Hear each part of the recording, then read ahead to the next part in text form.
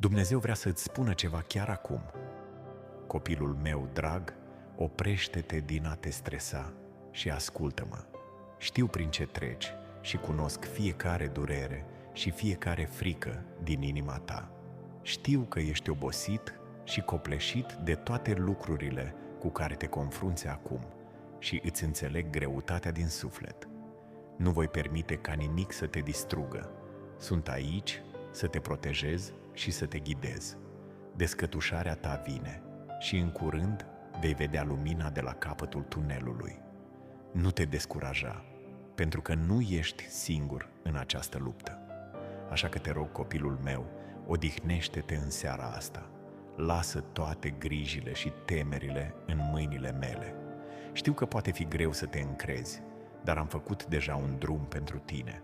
Întorc totul în favoarea ta și lucrez pentru binele tău chiar acum, chiar dacă nu poți vedea încă. Te voi ajuta să treci peste asta.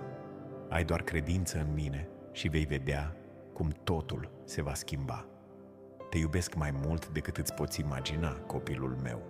Comentează amin dacă ești de acord și împărtășește acest mesaj cu prieteni și membri ai familiei care au nevoie să audă asta azi. Împreună putem aduce speranță și liniște în viețile celor dragi.